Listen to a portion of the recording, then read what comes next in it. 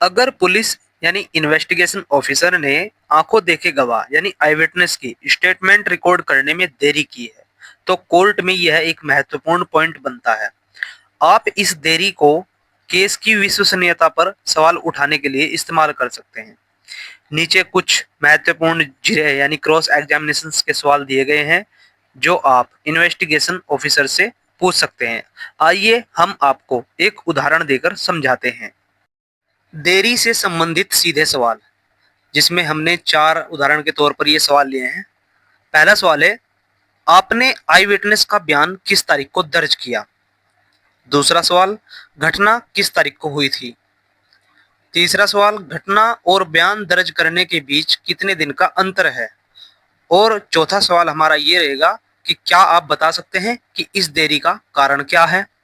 तो ये हमारे देरी से संबंधित सीधे सवाल हैं उस इन्वेस्टिगेशंस ऑफिसर से, जो कि मैं उदाहरण देकर ये समझा रहा हूँ। आप केस के हिसाब से अपने केस के हिसाब से देख लीजिएगा। अब हमारे जो सवाल बनेंगे वो बनेंगे जांच की निष्पक्षता पर सवाल। वकील साहब पूछेंगे इन्वेस्टिगेशन ऑफिसर से, क्या आई विटनेस घटना के तुरंत बाद उपलब्ध था?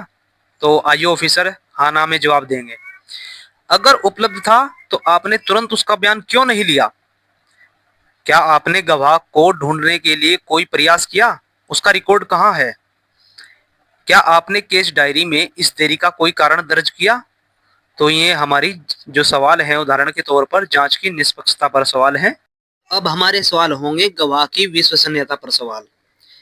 क्या यह सही है कि देर से लिया गया बयान प्रभावित हो सकता है?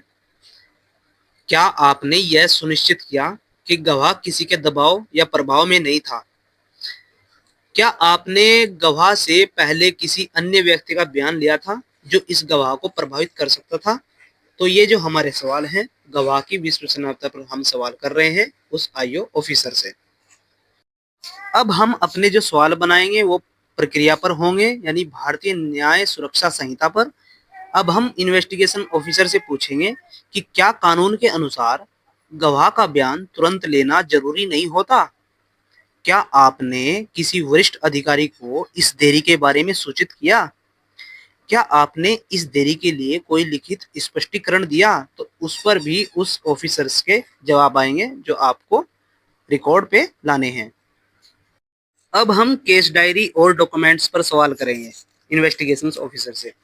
क्या केस डायरी में यह उल्लेख है कि गवाह कब मिला और कब बयान लिया गया?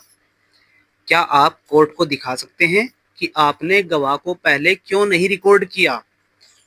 तो ये कुछ जो हैं उदाहरण के तौर पर आपको हम ये सवाल समझा रहे हैं कि कैसे सवाल बनाने हैं। आप अपने केस के हिसाब से देख लीजिएगा। आगे बात करते हैं मुख्य पॉइंट्स के बारे में।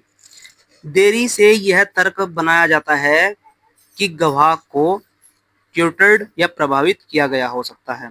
सुप्रीम कोर्ट और हाई कोर्ट कई मामलों में कह चुके हैं कि बिना उचित कारण के देरी गवाह की विश्वसनीयता को कमजोर करती है।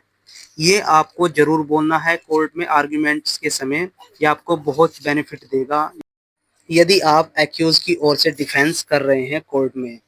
तो वीडियो आपको कैसी लगी कमेंट करके जरूर बताना। यदि आपको ऐसी ही वीडियो और भी चाहिए तो कमेंट में इस बात का भी आप जिक्र करें। वीडियो पसंद आए तो लाइक और शेयर करना ना भूलें। हमारे फेसबुक पेज और यूट्यूब चैनल लीगल टॉनिक को अभी फॉलो और सब्सक्राइब जरूर करें। धन्यवाद।